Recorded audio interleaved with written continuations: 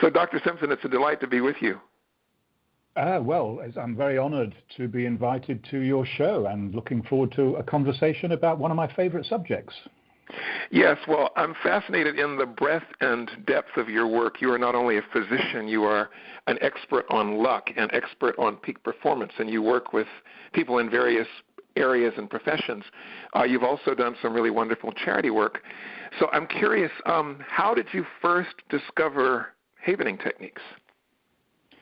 Well, I don't know whether Paul McKenna is a familiar name to you, is he? Yes, of course. Okay. Well, I met Paul about 9 years ago when I became interested in NLP by absolute coincidence. And since then, I've done a lot of training with Paul, and he's become a close friend, and I certainly respect his opinions on pretty much anything. And about 4 years ago, we were just having a chat after one of his events, and he said, "You've got to read this book." And I said, okay, my ears picked up. And he said, it's called When the Past is Forever Present, which, of course, is Yes. Dr. Ron Rudin's book. Mm-hmm. So I did read it.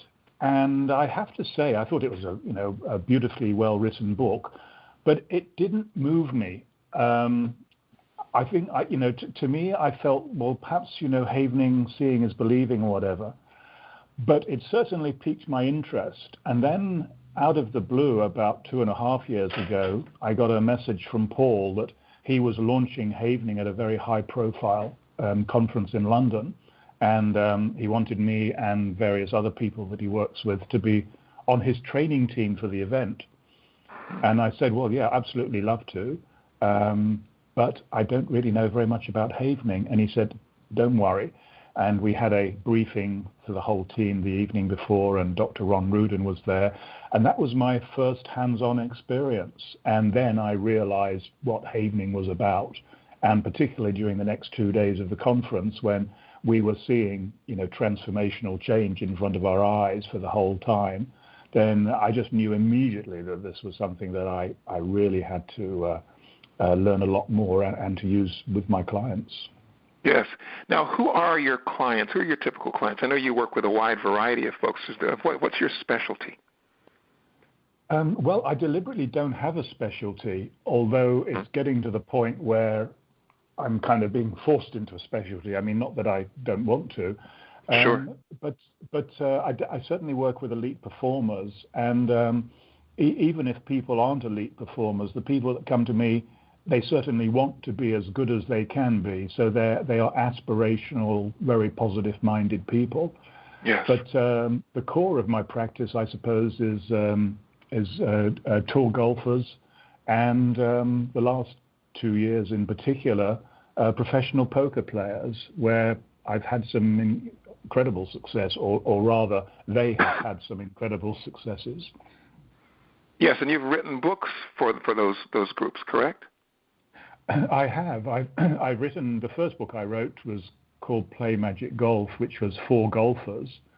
And then more recently, I've written a book about luck, because that's definitely a subject that absolutely fascinates me. Yes. And the latest book, am I allowed to say the titles? Of course, absolutely. Yeah. Okay. Well, the book about luck is called Get Lucky Now. Excuse me. And basically, it's a study of successful people and what are the possible reasons that they are so successful, and luck certainly comes into it. So, I firmly believe that everybody can do something to attract at least a little more luck into their lives, and that's what the book's about. And the latest book is called Poker Genius, which has only just been published within the last few days. And that details my work with several of the world's top poker players, including the world number one. And that's just an incredible story that is almost hard to believe. He came to me, his name, by the way, is Chris Moorman. He's won more money online than any other player, living or dead, in the history of poker. So he's an awesome player. But even having said that, all of these poker players, they are fighting luck and statistics, and it doesn't matter how good they are.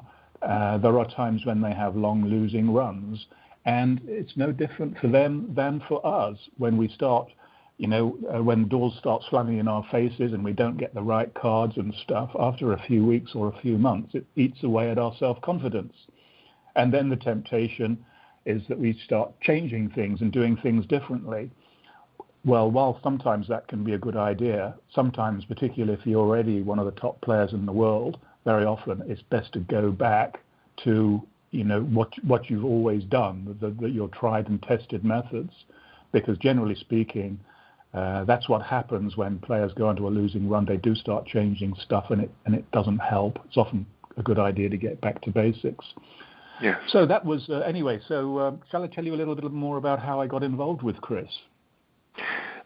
Well, I'm really interested in learning the implications of your work with people like Chris and so forth in relationship to havening. Well, I use havening with pretty much every client, and one of the many magical things about havening is that there really are no limits to how you can adapt it to your own practice and the little creative tweaks that you can make to it. And I've discussed this with Dr. Rudin, and I said, look, you might not like this, but I do some things a bit differently. And he laughed and he said, look, he said, I've never told everybody that this is a recipe, that has to be followed. Otherwise, you're not going to make a perfect cake. Yes. So, and I'm sure, well, I know from talking to him and I'm observing him, he's constantly refining his practice and changing little things. Yeah, something that Tony Burgess mentioned, we were talking about this very topic, and he said, havening's a tool, not a therapy. What that means is you can use that tool, you can adapt it infinitely to whatever therapeutic modality or whatever other modality you are using. And my sense is that as more and more people use havening and learn about the basic science, the principles, and the protocols, they will, 1,000 variations will blossom, but each will be true to the core principles. So you said now you use havening with pretty much every client. What place does havening occupy in the full array of tools and techniques and interventions and practices and patterns that you use to help your clients? It has a very prominent place. In my book, I talk about my toolkit. I think that's the word that I use, and I say the most powerful tools that I have are the 3 H's of havening, hypnosis, and heart math. And, and I would say that I use all 3 of those in almost every client. But again, working out what is going to be the perfect cocktail for that particular person, because everybody is different, as we all know. Yeah, the trifecta of transformation, those 3 tools. Yes. I love that. What are some of the most remarkable things you've seen and discovered as you've applied havening with your clients and with yourself? Well, the thing that has really stunned and surprised me the most is how effective havening can be in many occasions when used for post-traumatic stress disorders. Yes. We all carry traumas from the past. I mean, it's called life, being a human being, and some of these are, if we're fortunate, are relatively trivial. Some of the things that happen to people are absolutely devastating, and will be crippling, physically and mentally crippling to people, and they often tend to get worse with the passage of time. And the intervention that havening can have on those, you could literally see the changes with your own eyes in front of you. I mean, the client's body language changes, their face softens, and it almost looks as if they've, become 10 years younger. With some of these huge stresses and strains, that can be released. I often will have a client, after we've completed the havening, go and look in the mirror and just really take a moment to be present with how much they've shifted. Yeah. Yes. Many people are skeptical when they first hear about havening because it just sounds too good to be true, Were you skeptical at first? If so, how did that shift for you? Well, I was skeptical because in the line of work that I do, I come across so many, different therapies, and I'm a bit of a therapy junkie. As soon as I hear something new, I have to try it myself. Sure. So when I first heard about havening, I approached it in much the same light. The fact that it was recommended by Paul McKenna, obviously, I knew that I had to take that very seriously. Yes. And so open, skeptical, yes. Open mind, yes. And as I mentioned earlier, once you see with your own eyes, then it hits you, like a sledgehammer. You know that something profound is going on here. You don't know what it is, but you can see how powerful it is and how much benefit it can be to people. Yes. What are some of the conditions you've been able to successfully address with havening? Well, certainly dealing with past traumas, and as I mentioned, some of these traumas can be trivial. But I should also add to that something that to you and I would appear to be trivial when we hear a client describe it, actually can have a profound effect on them, because these traumas, particularly the ones that go back to childhood, when you were a child of 7 or 10 or something, it would have been something really acutely embarrassing or painful or whatever. But in an adult, it's something that you've moved on from, and you realize, well, that was just trivial. That was when I was a child, and I used to be frightened about things when I was a child that I'm not frightened about anymore. But sometimes these little things that shouldn't have such a big effect, they obviously become encoded somewhere in the amygdala or that part of the brain, and they continue to exert their toxic effects many years later when they should just have disappeared into the ether.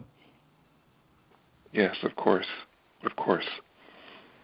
So, to answer your question, I pretty much, as part of my history, I will go back to childhood events, not in an extremely intrusive way, but it'll be like a check. Okay, what have we got here? Is there anything from the past that we need to clean up?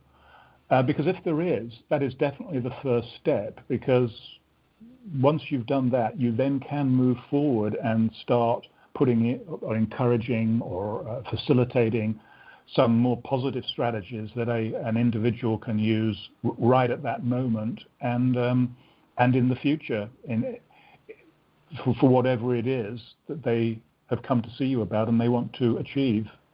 Of course. Something that I'm fascinated about in your background is you're a physician and you've had, a fully traditional medical schooling and practice and so forth, and you have also evolved to integrate these new tools and these approaches like the 3 H's that we talked about, havening, heart math, and hypnosis. I'm curious, what impact do you see havening having on both the practice of medicine as well as mental health practice over the next 10, 20 years? Yeah, well, I've thought about that quite a lot, and that's a tough question. I know what I would like to see. Yes. I would like to see a more open-minded approach from the traditional medical community, from which I come. I mean, unashamedly. Yes. But as I say, we doctors are trained in a very conservative way, evidence-based and all the rest of it, and that is absolutely correct. But I would like to see more of an openness amongst the medical community to at least consider things that are outside their area of expertise. And of course, many doctors do. The situation is improving all the time, but I still perceive some entrenched views out there. Yeah. So it's going to take. I suspect it's going to take time. I would like to think that process could be accelerated. I think what would help if we can get some very well conducted research on the table that we can put in front of these people, written in a language and style and precision that they would be familiar with. And I think that would help enormously. Mental health treatments have not had a good track record over the centuries. And I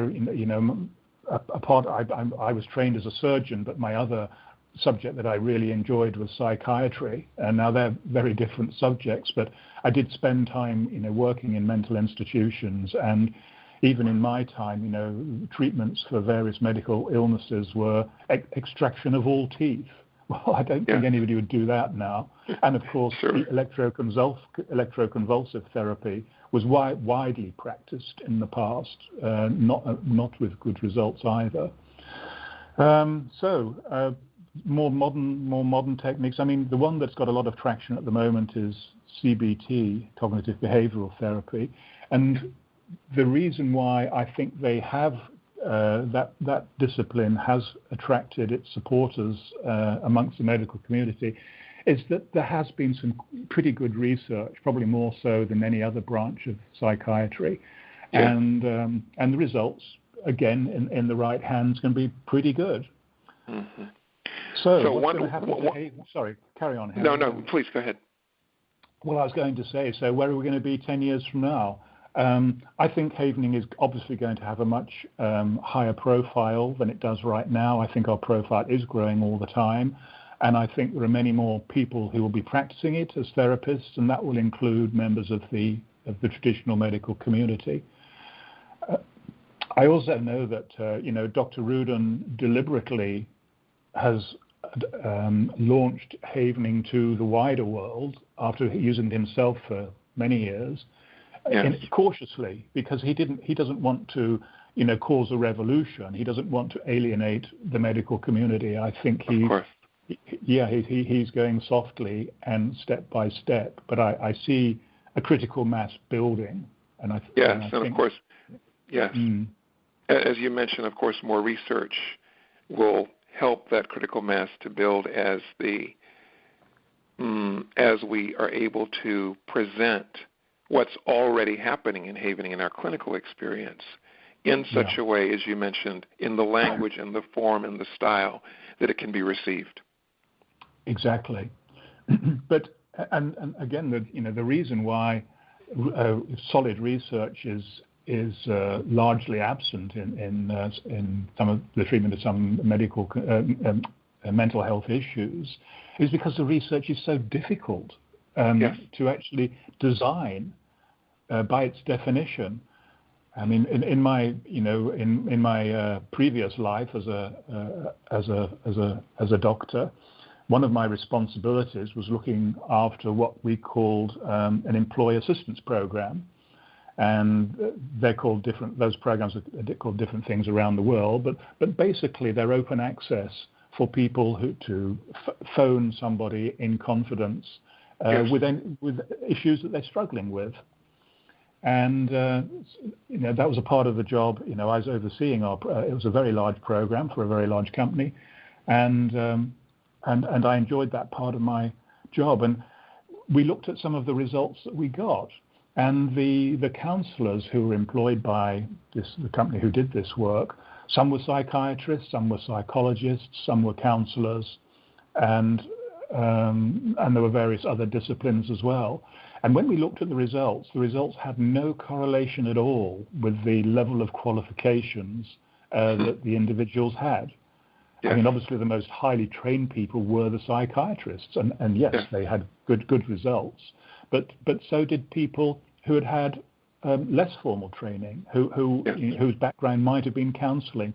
So with these talking therapies, and I know havening is a touch therapy as well, but there's also a very strong talking component to it, results can be skewed to some extent by the skill and experience of the therapist. Yes, absolutely. So let's get back to poker and golf. Okay. How does havening serve those clients? in those areas? Okay, well, it's as I mentioned, I use havening with all of these clients one way or the other. For elite performers, one of the main challenges for them is how to get into the zone, how to find the flow state, when they can stop worrying about being on camera, they can stop worrying about the pressure of having to sink a 4-foot putt on the last green of the last hole of a major golf tournament, and be able to control their nerves and their anxiety. And of course, this performance pressure is caused by adrenaline and a variety of other neurochemicals. Yes. But often the side effects are that this over-arousal causes people to freeze. It has physical effects, like their hands will start shaking. And when adrenaline is going around the system, there are two responses. Actually, there are three, but the traditional ones we've probably all heard about are fight or flight. That's what the adrenaline is there for, is to help you to get out of a dangerous situation and to release massive amounts of energy and all the rest of it. But when you're on a golf course or when you're playing poker at the final table and there's $1 million in front of you, you're not facing any physical threat, but the adrenaline is still coursing through your veins. And the third response to adrenaline is which I alluded to just earlier, is it's fight and flight are the first two, but the third is freeze. People tend to freeze, just like some animals, when they're being attacked, will actually freeze or even play dead. Again, that is not helpful. Those things are not helpful when for sports like golf and poker. And other clients I've had, by the way, play darts. Is darts a familiar game to people in the States? Yes, absolutely. Uh-huh. Yeah, well, there was a darts player who, again, in practice, he was one of the best darts players in the world, but playing in front of an audience and TV cameras was a totally different thing. And so you use havening to help reduce that adrenaline response? I do. I mean, in the training that we would do before an event, we would use, once we've done the traditional stuff that would apply to any client, like, looking into the past, cleaning up anything there. Yes. We start looking about, okay, well, what is it going to take for me to be a poker champion? What do I need more of now that that will help me to reach the potential that I can? And so for every person, it's going to be different. But I would say, okay, well, look, when you are under pressure, what is going through your mind? What are you thinking? Tell me, describe it to me. And of course, there'll be physical components to this as well. Yes. And then I'd say, okay, good. Well, how would you like to be? In one word, if you could give me one word, how do you want to feel on that last green, where the next 30 seconds are going to determine probably the rest of your life? How do you want to feel? And they'll come up with fairly consistent words, or some people, a big one is calm. And so I say, okay, well, say it to me. Tell me how you're going to say it. And it'll be, I am calm, something like that. I am calm. And then we'll do that under havening. I will do it to them, and using the havening techniques, and then adding that I am calm. And then I'm not going to be with them at that final table or the final green on the golf course. So that's when I teach them about self-havening. Yes. And one can do self-havening quite discreetly, and people really won't know what you're doing. I mean, it's quite a natural thing to be rubbing your forearm and your arm. Sorry. So and while they'll be doing that under their breath, they'll be saying, "I am calm. I am calm," or whatever their mantra is. So I use it to reinforce that kind of thing. Yes, that's beautiful. Yes, helping them orchestrate their own brain outside of the fight, flight, freeze response, so they can bring that calm or confidence or whatever the emotion or the feeling is. They can bring it almost on demand. Yeah, they can. And it gives them an awful lot of confidence going into a tournament, knowing that they have this ability, this resource that they can call upon. That takes away quite a lot of the fear just on its own, because before they didn't have anything. I mean, they would have had the usual advice. You have to stay positive, you have to stay relaxed, all that. Well, those words, frankly, they don't mean anything. In fact, they can probably do more harm than good. It's not as simple as that. Mm-hmm. That's powerful, because you are you're releasing the past trauma or fear or whatever, but you're also empowering the client in the present, and you're helping them to kind of predict or map their desired future as well. Yeah, I hadn't thought of it quite like that, but I think that's a very elegant way to describe it. Yeah, absolutely. Sure. Thank you. Any other client stories you'd care to tell in which you used havening to help someone in a particular way, if you have any? Well, there are so many. I mean, I mentioned the darts player. Well, he followed a very similar routine to the one that I just described, and he went out in his next tournament and played pretty well. Chris Moorman, the world #1 poker player that I mentioned, online poker, I should have to say. And the reason why I add that little caveat is that when I met Chris, he'd had a bad year. But the big problem was, even though he's such a great poker player, he'd never won a major tournament, a major live event. That was something that was missing, from his legacy. And it was starting to get to him, not particularly because of how he felt about it, but how other people felt about it. And he got sick and tired of people saying, "Oh, Chris, are you going to go down in history as the best player who never won a major or a live tournament?" Or words that. Oh, yeah. And that was getting to him. Of course. So, that's why he came to see me. It wasn't particularly his choice. He had a couple of friends who I'd worked with, and they sort of recommended me, and his partner at that time, who's now his wife, she, said, "Come on, Chris, what can you lose?"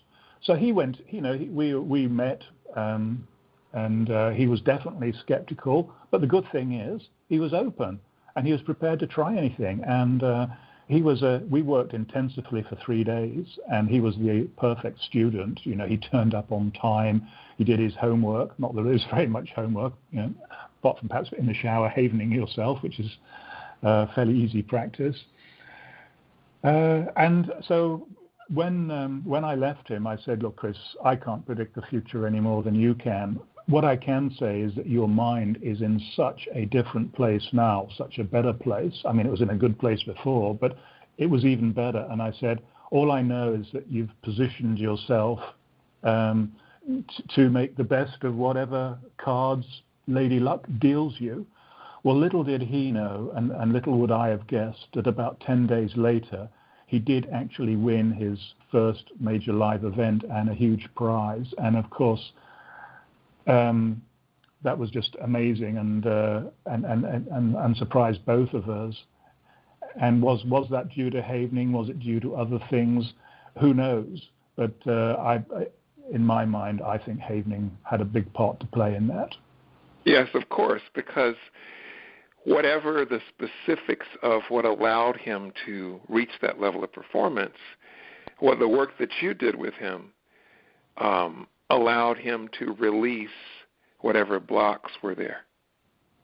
Yeah, exactly. Yeah, that is so exciting. That's so exciting. Yeah, that was pretty stunning. And I should add, by the way, one of the things that I say, whenever my clients do really well, I don't take any credit for that. Chris was the guy who played the cards. It was the golfer who sank those putts. It was the darts player. They did all that. I didn't give them anything that they had not had before. I think my role was a facilitator. I used my tools, including havening, which would allow them, which would free them to to perform to the potential that they'd always had. Yes. It's all about unlocking the barriers to that inner freedom, which is there already. Exactly. Wonderful. Well, one more question. So what advice would you give somebody perhaps who's reading or listening to what we're talking about, who is considering adding havening techniques to their toolkit? What would you tell them? I would tell that's an easy question for me to answer because I've followed my own advice on this. If you're going to learn something new, particularly if it's going to be something really important to you, there is no substitute for being trained by the best people in the world. And I've adopted that throughout my career. And in the short term, it might cost you more money or you might have to travel further or whatever, but it will be worth it. There are many people who train others in havening now. Some of them are recognized officially in that role. You mentioned earlier Tony Burgess, who is a great trainer. But it doesn't matter who you go to, but make sure you go to the best. I mean, you don't get any better than Dr. Ron Rutan, so find out where he's doing his training, or if you can't go to him, then go to his trainers, because his trainers are very carefully selected, and you're going to be well trained. Because if havening, it sounds easy. Nothing as profound as havening can be described as easy, but there are things that you have to know about and be prepared to deal with. Yes. I don't think you can just come off the streets and go to a havening course for a few days and set up your own private practice. It's going to take more than that. Yes. Wonderful. Well, thank you so much. It's been a delight and honor to speak with you, and all of the best in everything that you continue to do as you're inspiring and supporting and transforming people's lives. Well, thank you very much, Harry. And again, thanks for having me on the show. I've enjoyed talking to you. I've enjoyed listening to your insights. And I think you're doing a great job at spreading the word. And I wish you all the best as you talk to more people and do even more ambassadorial work for us. Thank you so much, sir. Okay, Harry. Have a good day.